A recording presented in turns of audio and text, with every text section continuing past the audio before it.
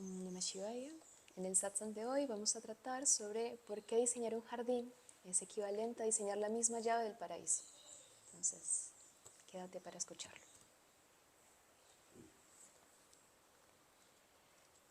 Cerramos los ojos, damos comienzo al mantra. Inhalamos todos juntos.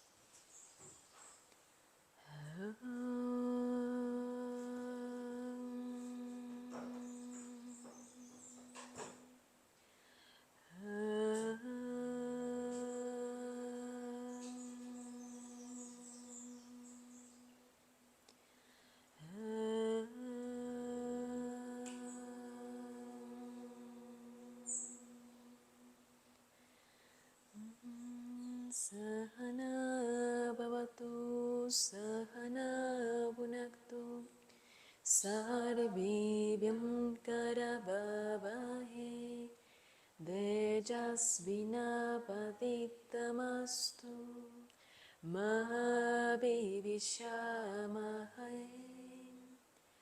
Om Shanti Shanti Shanti. Om Paz Paz Paz.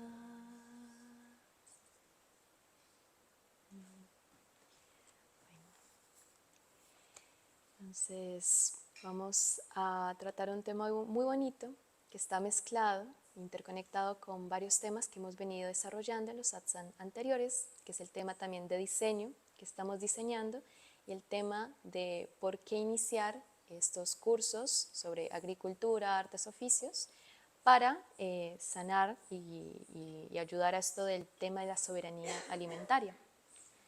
Entonces vamos a empezar con el tema del jardín y vamos a dar respuesta de por qué un jardín. ¿Por qué es importante aprender a diseñar un jardín?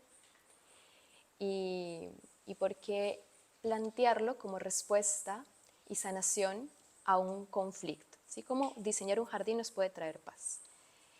Entonces, más allá de la estética, el jardín no es algo nuevo, el jardín no es una necesidad de las ciudades ni una necesidad de la casa para que se vea bonita, sino que realmente los jardines son muy antiguos, ¿sí? Se tiene conocimiento de que hace 4.000, 5.000, inclusive un poco más de años, antes de Cristo, se evidencian jardines, ¿sí? Vestigios de jardines. Entonces la idea del jardín es mucho más antigua y ayer lo veíamos con el Génesis. Ya aparece en el mismo Génesis el jardín como idea del paraíso, de donde hemos surgido nosotros.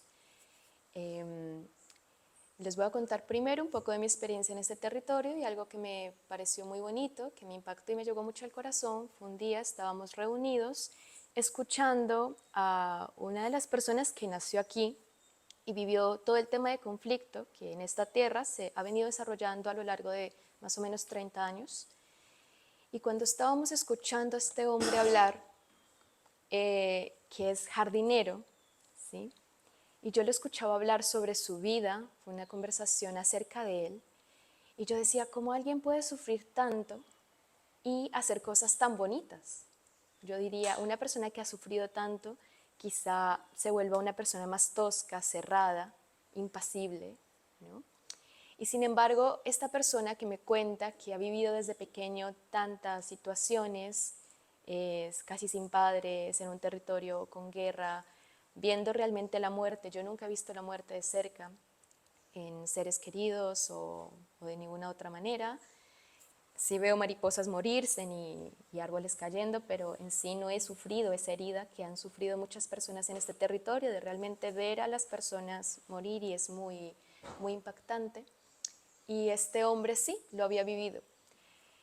Entonces, cuando él hablaba y se manifestaba, yo decía, él aunque no lo sepa, está cultivando su propia medicina. Y el contacto con las mismas plantas está haciendo que él se provea de lo mismo que él necesita. El hombre también, cuando sufre todo este tipo de guerra, violencia, se cierra, no llora, ¿sí?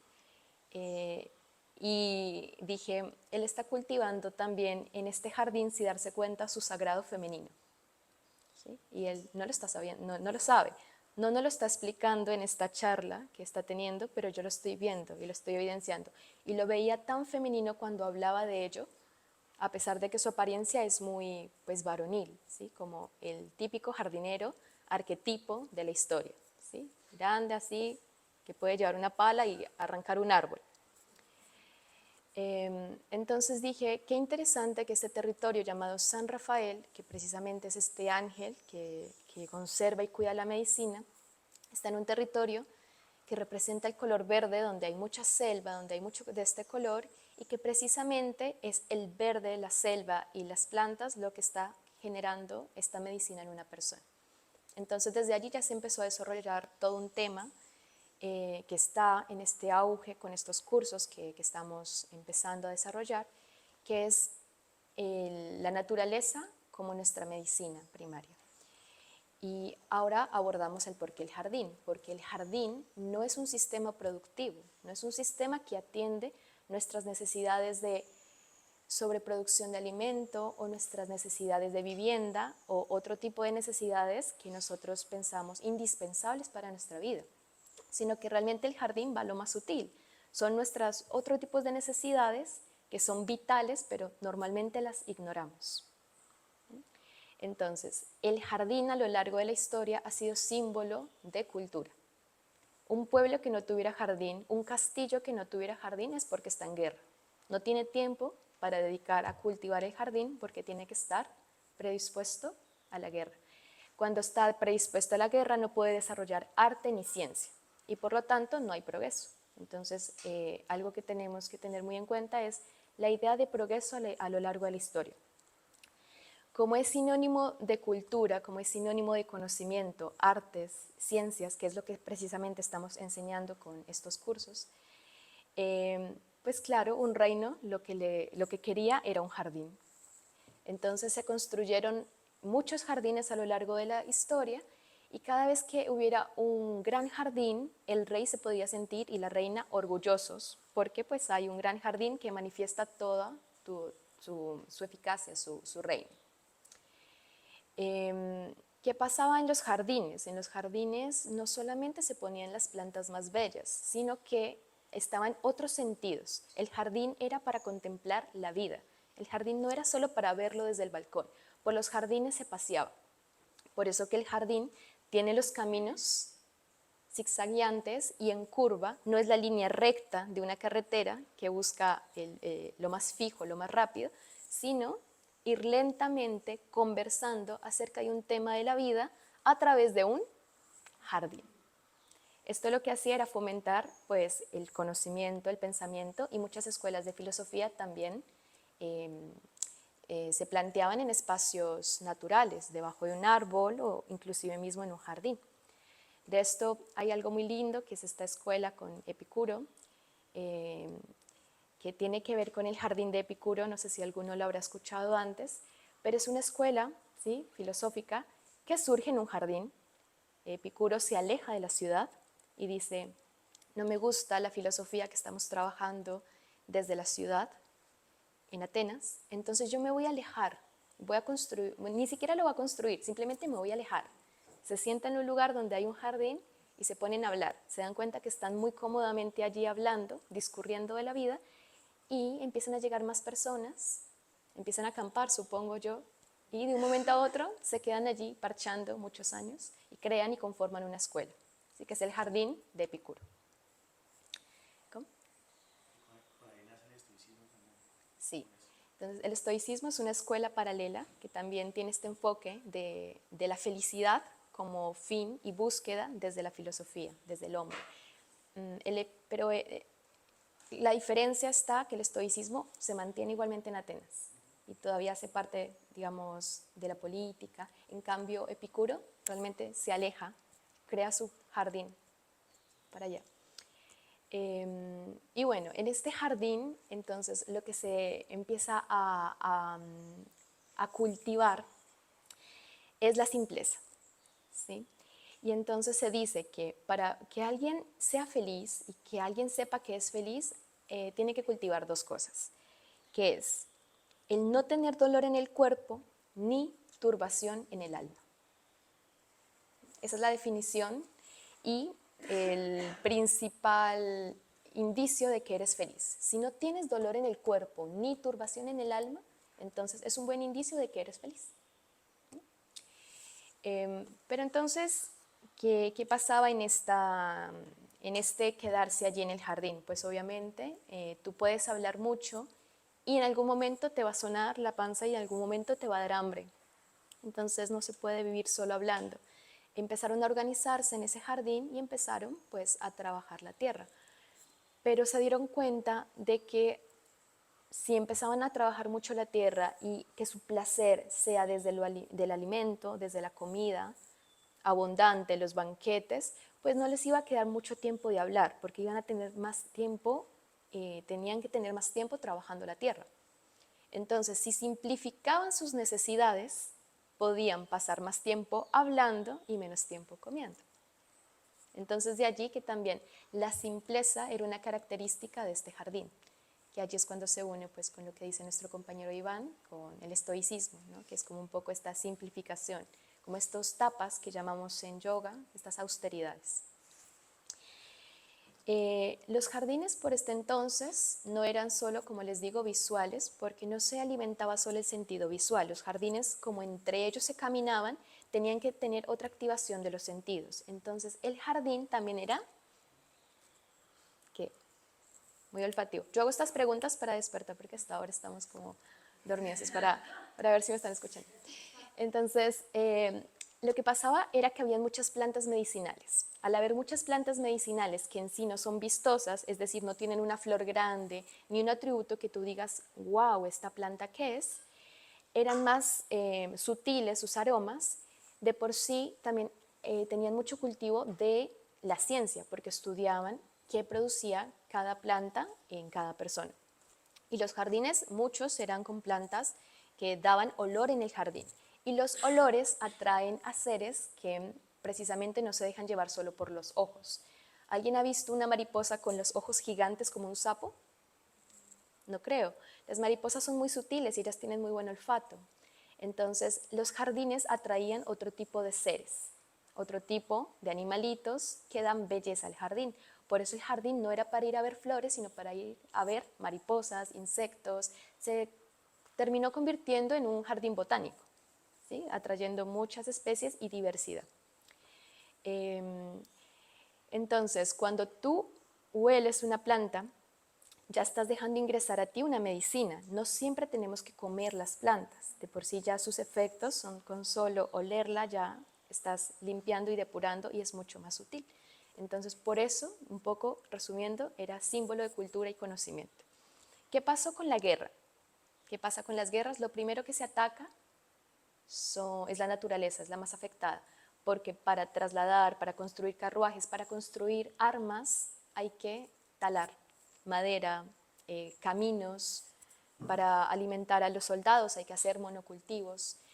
Y el monocultivo no solamente es de ahora, el monocultivo también fue de antes. Por eso en la plaga de Egipto, recuerdan que se les mandaba una plaga de langostas, es lo mismo, es porque había un monocultivo, había una sobreproducción de un solo grano y se le dice al rey, bueno, va a haber plagas, tienes que guardar granos, pero en sí gran parte de las devastaciones culturales han sido por su manera de cultivar la tierra. Al haber guerra, entonces los jardines se erradicaban, ya no había tiempo de contemplación de la vida, de discurrir ni de hablar.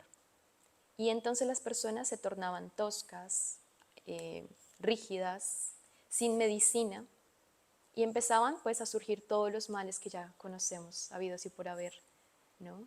La preocupación por el alimento, porque ya no hay un estímulo diferente que nos haga sentir satisfechos, entonces ahora sí, vamos a ir a trabajar nuevamente la tierra con el sudor de la frente, a intervenirla.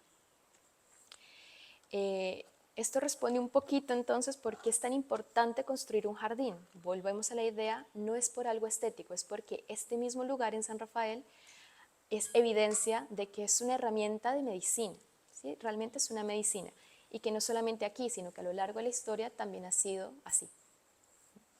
Entonces, el jardín es un sistema y cuando hablamos de diseño tenemos que poner estas dos palabras, diseño, sistema. Un sistema está conformado por pues, interacciones, ¿sí?, entre las partes. El jardín, si podemos diseñar un jardín, vamos a poder después diseñar lo que nosotros querramos en la vida. Porque aquí simplemente damos principios básicos que luego tú puedes aplicar en cualquier cosa que quieras diseñar en el mundo. Pero utilizamos el tema del jardín porque precisamente aparece este hombre que nos cuenta esta bella historia de su vida, que es Uber, y pues decimos, bueno, podemos utilizar el jardín como herramienta para estos principios vitales, estos principios de vida que puedes después aplicar a cualquier otra cosa. Entonces, en el diseño, lo primero que tenemos que preguntarnos es cuáles son las necesidades de los que van a estar pues viviendo en un lugar. Si tú quieres diseñar un jardín, bueno, ¿cuáles son las necesidades que tienes tú y los seres que van a habitar en ese jardín? Entonces, cuando vamos a las necesidades, duramos horas hablando, porque quizá para alguien sea muy necesario que haya un árbol de mango, porque sin un árbol de mango no coincide la vida. O para otra persona quizá la necesidad primordial sea una piscina, porque se muere de calor, porque sufre de calor y si no hay agua se muere. Entonces es muy importante antes de diseñar cualquier cosa plantearse las necesidades.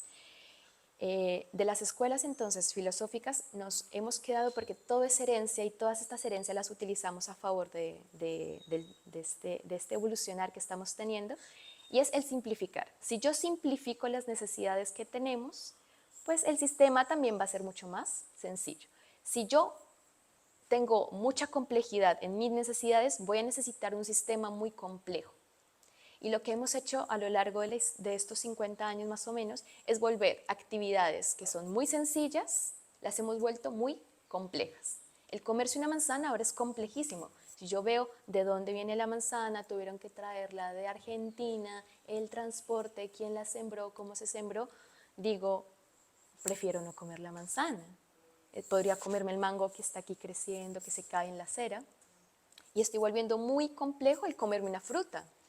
¿Sí? Entonces es la simplificación. Y la simplificación también va con esa depuración, por eso va muy unido con el yoga, la simplificación de tus sentidos. Cuando necesitamos menos cosas, pues vamos a tener más tiempo de parchar, ¿sí? De hablar, de hacer el jardín. Entonces, en el sistema, por ejemplo, en permacultura, el primer principio es observar y luego interactuar. Por eso el jardín no es solo para ver, el jardín es para ir a caminarlo. Porque si tú te quedas solo observando, no te das cuenta de qué está sucediendo y cómo tú influyes en tu entorno. Primero observa y luego interactúa. Y luego en el diseño y en este sistema hay un principio también muy lindo, que es desde la agricultura sintrópica, es ir de lo simple a lo complejo.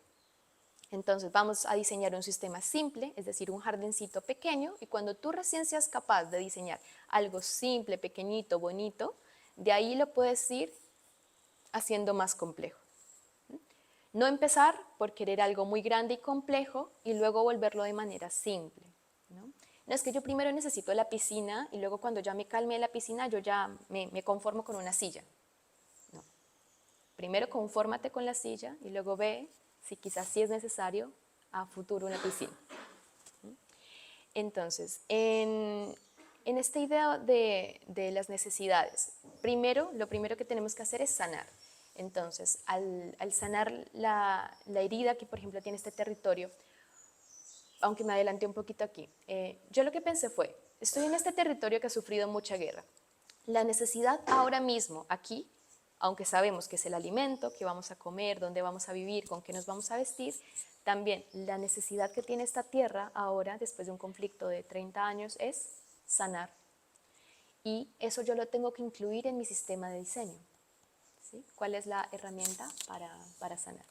Entonces, un poco para discurrir en esto, tenemos que entender el sistema anterior y no culpar el por qué esta tierra quizá empezó a volverse ganadera o empezaron a tener tipos de agricultura que eran solamente para producir mucho alimento y quizá devastaron la tierra. Y es porque las necesidades anteriores del sistema anterior que existía ya no son las mismas necesidades que tenemos nosotros ahora y actualmente. Entonces, no es solo entender nuestras necesidades ahora para poder diseñar lo que queremos, sino entender las necesidades del sistema anterior que ya no queremos, porque si no lo entendemos, no lo sanamos, no vamos a poder progresar. Acabó la Segunda Guerra Mundial, todos lo supimos, y después de ello aparece como una fuerte crisis de hambre. Entonces, por eso esto de la soberanía alimentaria, lo primero que ataca es, tenemos miedo a que haya escasez de alimento, que por más de que tengamos dinero, no podamos comprar alimento. Ese era el miedo de ese momento, en esa época. No podemos seguir heredando el mismo miedo. Ahora ese miedo no existe. Actualmente tenemos mucho alimento. Existe. De hecho, el alimento se está perdiendo. Entonces, el miedo actual no es sobre escasez de alimento. El miedo y el modelo actual, en base a eso, una guerra, muchas personas en hambruna, muchas personas que después de una guerra pues quedan con los campos destruidos, con niños, tienen que recurrir a un modelo de un sistema superproductivo de alimento y utilizan las mismas herramientas que utilizaron para la guerra para sembrar los campos. Y eso también es muy simbólico, que la misma avioneta que lanzó las bombas y destruyó todo ese campo es la misma avioneta, exactamente la misma avioneta que ahora está regando el pesticida o lo que fuera para poder que las plantas crezcan. ¿Sí? Esto les sirvió y en ese momento fue necesario, porque gracias a ello se constituyó esa revolución verde que lo que hizo fue curar el hambre por varios años. Los gobiernos lo adoptaron como un buen modelo porque estaba realmente sanando una necesidad de esa época y de la gente de esa época. Y sirvió, ¿sí? Pero entonces lo dejamos hasta allí y ahora seguimos avanzando en la historia y nos decimos y nos preguntamos aquí en este territorio, en este momento, a esta hora, en esta silla, cuáles son las necesidades actuales. Y ahora la soberanía alimentaria, ¿a dónde apunta? Ya no apunta a la producción de alimentos. La soberanía alimentaria, ahora el miedo es de dónde proviene el alimento, el origen. Porque antes se morían de hambre y ahora nos estamos muriendo por lo que comemos. Entonces, igualmente hay muerte. Entonces, la necesidad ahora es diferente. Y por exceso de comida. Entonces, esa nueva necesidad necesita un nuevo modelo que se va a basar en un nuevo sistema de diseño que tenemos que ir diseñando nosotros mismos y que tenemos todo el poder de hacerlo. Desde aquí, desde tu misma casa, de tu jardín, de aquí mismo, de donde vives, tienes la capacidad y todas las herramientas para poder hacerlo. Entonces,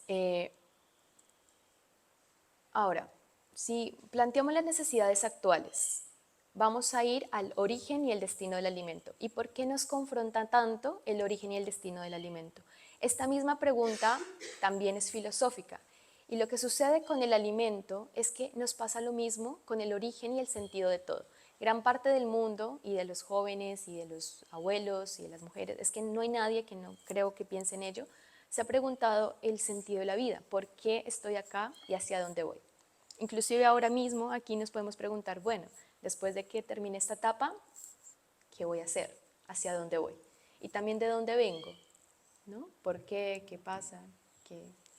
¿Por qué aparecí de repente en este mundo? Hace tan poquitos años, porque realmente es asombroso, el mundo tiene un montón de años y apenas nosotros llegamos hace 30, 40, 50 años aquí así, y lo estamos viendo todo por primera vez. Es hermoso. Pero el problema del origen de las cosas y el sentido de las cosas lo estamos extrapolando a los alimentos. Como nosotros mismos no sabemos ni de dónde venimos ni para dónde vamos, asimismo está el alimento. No sabemos ni de dónde viene ni para dónde va. Y las realidades que están ahora y que hay que saberlas es, gran parte de los monocultivos que existen en el mundo ni siquiera es para alimentarnos. No es para alimento, no es para sanar la escasez de alimento. Los monocultivos, los grandes monocultivos, lo que se recoge de ese monocultivo va para los animales, ¿sí? Como alimento forrajero, luego como materias primas para todas las industrias, es decir, vamos a tocar la ropa, es para esto, es para la ropa, ni siquiera es para comer, es para cómo nos estamos vistiendo. es para la industria del maquillaje, ¿sí? Cremas, champús, toda la estética, todo ello, para todo ello es el monocultivo. Perfumería, porque al hacer un perfume se necesitan un montón de rosas, ¿sí? Y Colombia ha prestado sus tierras inclusive como experimento para las flores transgénicas, ¿sí? Para poder hacer muchos perfumes y para embellecer los lugares y espacios. Pero entonces ni siquiera es para sanar una de las necesidades más vitales que tenemos, que es alimentarnos, ¿sí? Los monocultivos, ya sea cuando ustedes vean un perfume, pueden ver hectáreas y hectáreas y hectáreas de una misma flor cultivada. Cuando vean una tela, igualmente, vemos hectáreas, hectáreas, hectáreas de algodón. Y cuando veamos un pedacito de carne en un plato que se ve muy lindo, vamos a ver hectáreas, hectáreas, hectáreas de soya.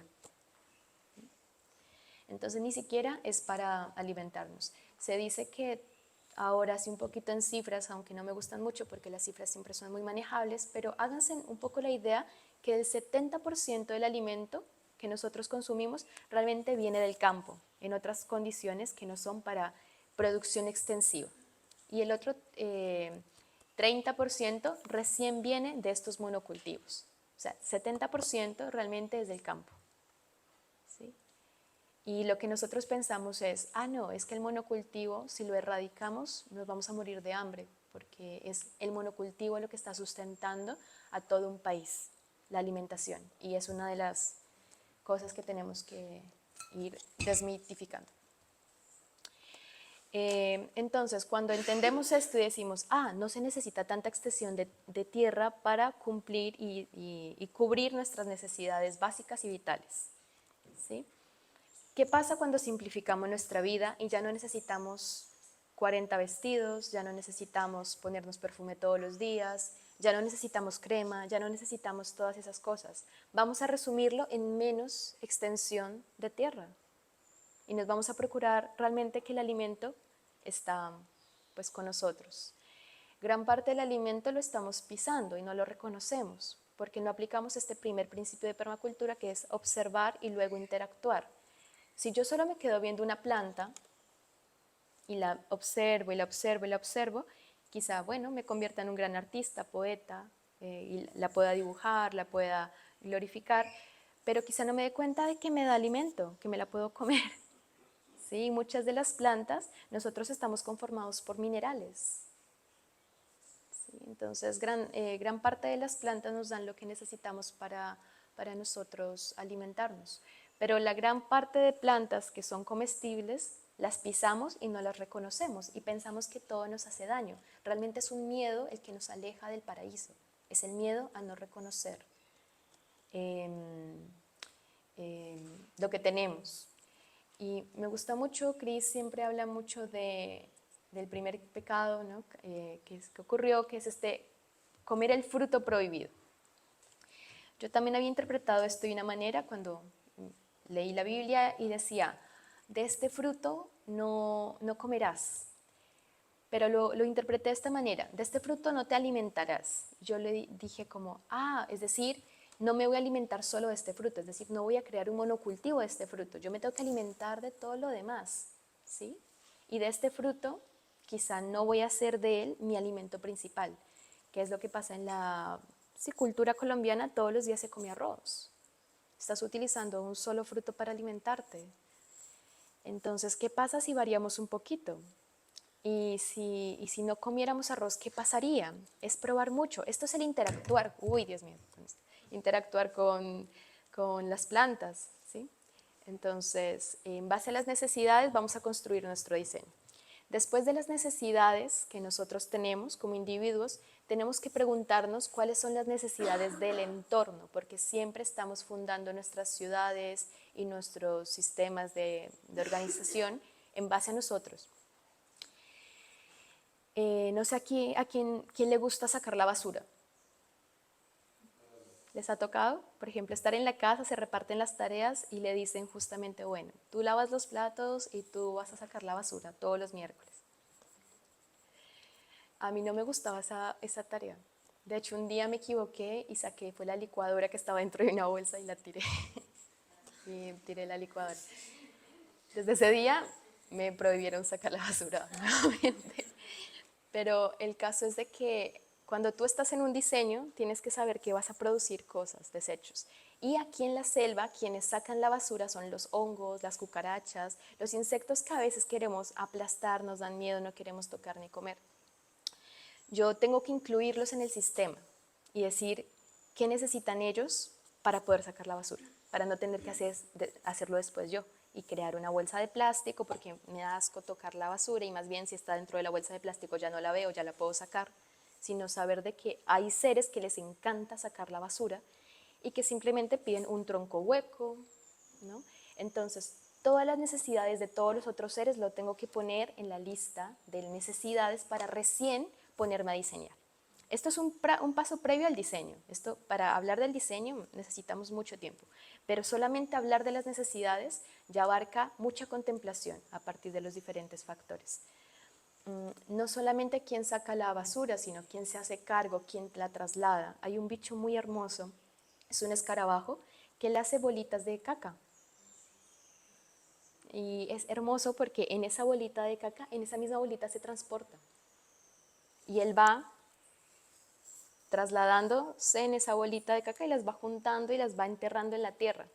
Y de por sí es lo que hacemos nosotros con el compost, que en la cocina aquí también es un sufrimiento porque tenemos que todos los días abra el compost, bote el compost, los gases que emana, en fin.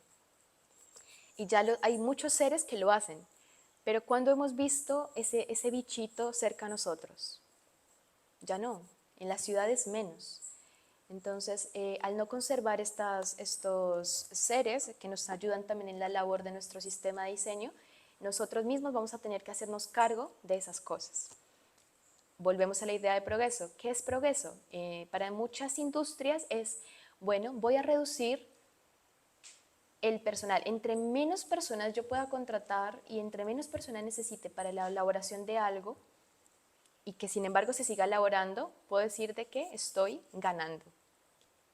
Y hay un mito sumerio que es muy chévere porque están los dioses, hay dioses principales y dioses secundarios. Y los dioses secundarios tienen que servir a los dioses principales, les tienen que dar alimento, les tienen que dar ofrendas, les tienen que hacer muchas cosas. Y un momento a otro estos dioses secundarios se cansan y dicen, no, pues la verdad que estas tareas son muy laboriosas, son muy fatigantes y no nos gustan. Entonces vamos a crear un ser para que sirva a los dioses y crean al humano. Entonces, esto es como una parte de ese mito y me encanta, porque no es como esa creación del Dios que dice, oh, pues, no sé, como muy, sino estos dioses como más, no, estamos cansados, vamos a crear humanos para que ellos sean los que hagan estas labores. Y lo mismo estamos haciendo nosotros con las máquinas. Nosotros estamos creando androides, estamos creando formas muy parecidas al humano para que hagan los trabajos que nosotros no queremos. Y esto lo podemos interpretar de dos cosas. Una, muy mala, como decir, van a estar menos personas en las empresas trabajando y se está reduciendo y van a haber más desempleados. Y otra que es, vamos a liberar de una labor tediosa a un ser humano. Entonces, acá se complejiza un poco este tema, pero igual es bueno tratarlo, porque cuando nosotros nos asociamos con los diferentes elementos del entorno, vamos a tener que hacer menos estas labores molestas y se las dejamos a alguien, a algo y a algún ser que no le es tan molesto. Y me gustó mucho un día escuchar una frase que es, las herramientas y la tecnología han liberado de esclavitud a más seres humanos que cualquier otra revolución. Y para mí esas palabras fueron impactantes. Yo creo que todos hemos tenido nuestra época de querer tirar piedra y ir en contra de todo. Y yo cuando escuché esto me llegó mucho al corazón porque dije, realmente sí, hay muchos procesos de esclavitud que se pararon, no por humanización, sino porque ya no les era rentable seguir esclavizando a las personas. Y ni siquiera fue porque se manifestaron o porque duraron en huelga y hambre, sino que realmente no les era rentable y les era más rentable tener una herramienta que libertara a esos esclavos que seguir alimentando a un montón de personas. y se ve muy cruel, se ve muy cruel. Pero también es muy cruel ver, por ejemplo, en una empresa, una persona que se encarga solamente de poner la tapita al dentrífico y que no querramos reemplazar eso, ¿no? Como que realmente la tecnología y el diseño, porque es que esto es tecnología y diseño aplicado a áreas urbanas, ¿sí? Y áreas rurales. Pero la tecnología y el diseño puede libertarnos de la esclavitud. Cuando vemos en las empresas a alguien solamente se encarga de poner tapitas todo el día, creo que esto lo saqué de la película de Willy Wonka. Porque a mí esa imagen, no sé, para mí las películas son muy impactantes. A mí esa imagen es como ver una película de terror, ver a alguien poniendo una tapita de dentrífico y decir, Dios mío, yo quiero que esta persona conserve su trabajo allí. No, realmente sí me gustaría que hubiera una herramienta, algo parecido a un humano, lo que fuera, no importa, pero que haga eso en vez de este hombre y que esta persona esté en un sistema, dentro de un sistema hermoso, cumpliendo lo que necesita cumplir, su labor, la labor de su alma, ¿sí? Y todas estas cosas las hacemos a través del diseño. Imagínense ustedes, una cuchara ya tiene un diseño. Si la cuchara fuera totalmente plana e incómoda, no podríamos comer bien. ¿Sí? La cuchara, el diseño de la cuchara facilita una tarea. El diseño de la cuchara también simplifica algo y nos ayuda. O ayuda a alguien que quizá no tenga manos o no tenga dedos para sostener. Entonces, el diseño es una herramienta muy, muy útil. Perdón, no estoy extendiendo. Bueno, esto solamente para un poco sintetizar. Entonces, antes de diseñar cualquier cosa tenemos que preguntarnos sobre las necesidades, ¿sí? Las necesidades no solo humanas, sino las necesidades de todos los elementos, seres vivos que conforman el hábitat que yo voy a diseñar, ¿sí? Y que ni siquiera tú vas a diseñar, es una co-creación, como el Amazonas. El Amazonas, ahora hay estudios recientes de que el Amazonas no es algo intacto, que el humano no ha tocado. Realmente el Amazonas es una co-creación del humano con la naturaleza, ¿sí? El maíz es una co-creación del humano, no genéticamente lo ha alterado en un proceso de cortos años, sino lo ha alterado a lo largo de un diálogo constante con el maíz. Entonces, no es que estemos diseñando nosotros, sino que estamos co-creando con nuestro espacio, pero lo que nosotros, el diseño que le proponemos a los árboles, el diseño que le proponemos a los demás seres que van a integrar todo eso, tenemos que replantearlo muy bien, saber y tener muy en claro cuáles son nuestras necesidades y tener en claro las necesidades de todos los demás. Después de las necesidades es cómo puedo yo ahora simplificar esas necesidades. Hay que hacer un segundo filtro. Ya sé cuáles son las necesidades, quiere la piscina, el árbol de mango, este bichito necesita un tronco hueco, ahora simplifico. Y cuando yo recién simplifico, me siento en la labor de poder diseñar algo. Y ahora para eso sí tendríamos que necesitar más satsangs para los otros principios de diseño. Pero con esos 3 pasos primordiales ya podemos darnos una idea de cómo habitar un entorno. ¿Sí?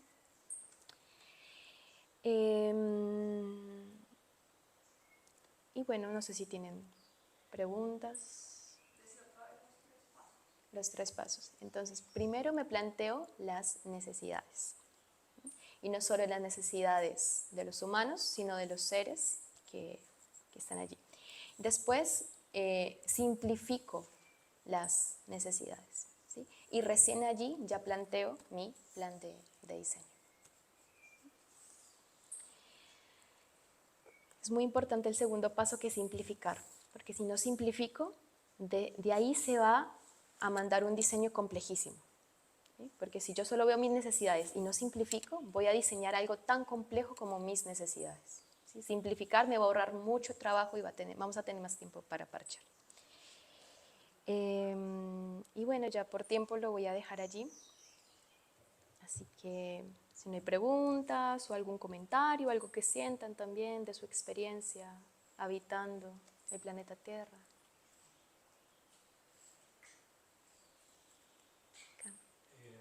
¿Hay libros o hay información que se pueda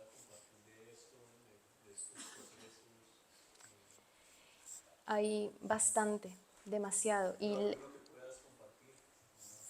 Mm, yo estoy muy inspirada en lo de Fukuoka, la revolución de una brisna de paja, porque es muy sutil. Es precisamente esa revolución calma, tranquila, que se da de pasos pequeños a los grandes.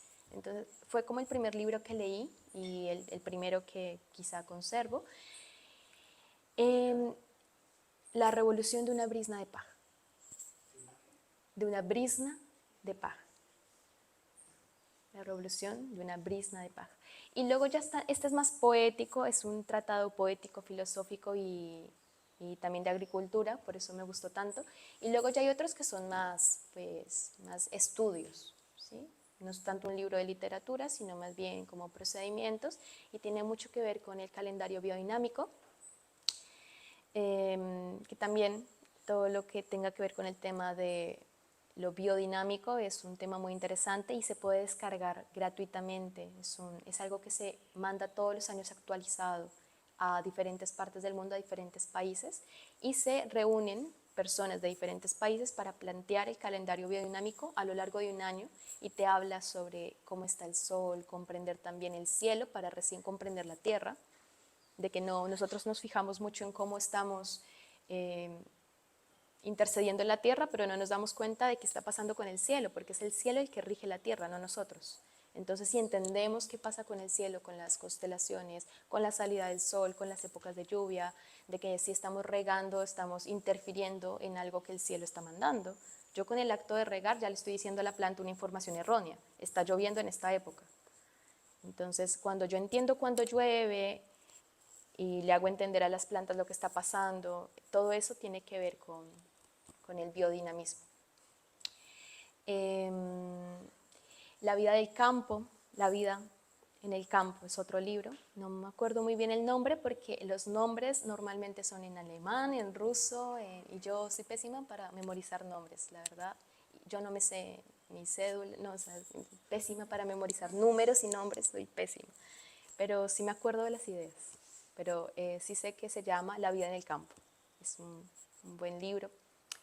Y otros así que ahora recuerde la comida que ¿cómo era? La comida, ay, la comida que pisamos, creo que es un libro de reconocimiento de plantas, pero que no es como una guía práctica, sino que también te habla muy filosóficamente sobre, o sea, esta planta la estás pisando, pero qué era, los mitos acerca de esa planta, de que realmente había un indiecito y que entonces, o sea, como muchas historias conectando con una planta y al mismo tiempo para que tú la reconozcas a través de la historia, de un mito y de un cuento, no solamente su nombre científico y su función, porque siempre es como, esta planta se llama tal y la pregunta de universal, ¿para qué sirve? Y para mí esa pregunta es como, ouch, como, no, simplemente ella es. También déjala hacer un ratico y después pregúntale como, ¿para qué es? Pero sí, hay muchos libros de reconocimiento de plantas. Y hay muchos libros que quizá me pongan la tarea de poner autor y cuál es y memorizarlo, o al menos tenerlo para compartirlo. Me comprometo. Por mí misma también, porque si no se me escapa todas aquellas personas que sí lo han hecho. Un documental muy lindo que si lo pueden ver gratuito, está en YouTube. También se me olvida el nombre, pero sí es sobre el pico del petróleo y sobre, busquen Bill Mollison, sí, permacultura Bill Mollison, y les va a aparecer el verdadero título, pero sí, ahí les aparece, es mucho. Bueno, no sé si anuncios.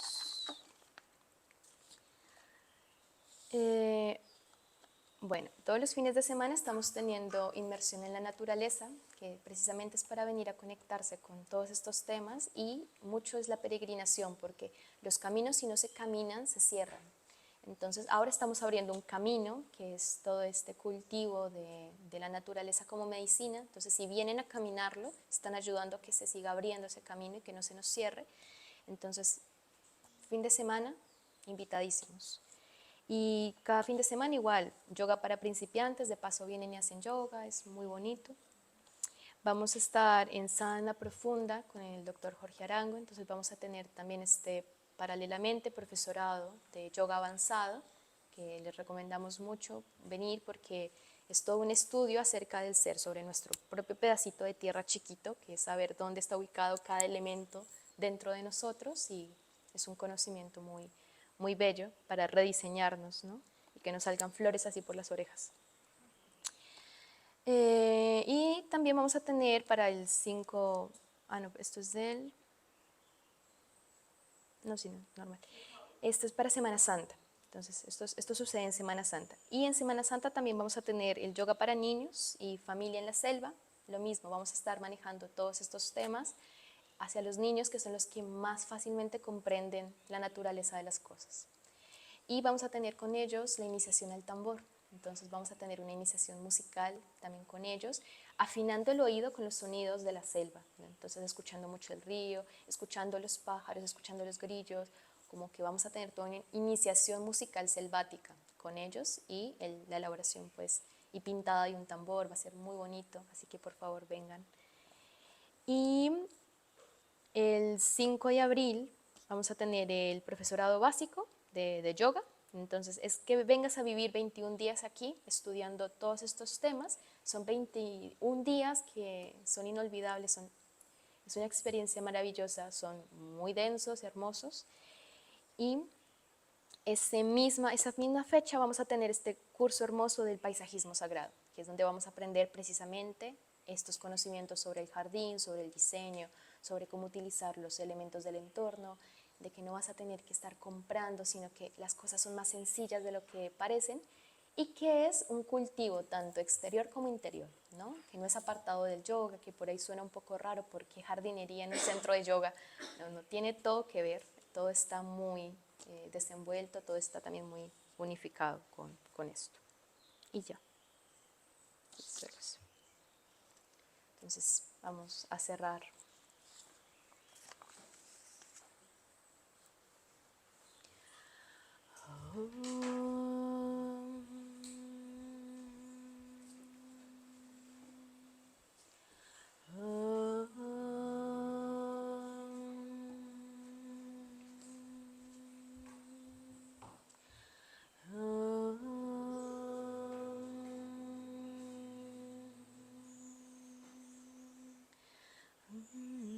Trayambakam yajamahe sudandim pushtivardhanam urvarukamina bandhanam brityor mukshiyamamritat. Om Trayambakam yajamahe sudandim pushtivardhanam urvarukamina bandhanam brityor mukshiyamamritat. Om Trayambakam yajamahe sudandim pushtivardhanam urvarukamina bandhanam brityor mukshiyamamritam. Om Shanti Shanti Shanti. Om Paz Paz Paz. Oh adorable Dios de misericordia y amor, déjanos morar en ti por los siglos de los siglos. Amén.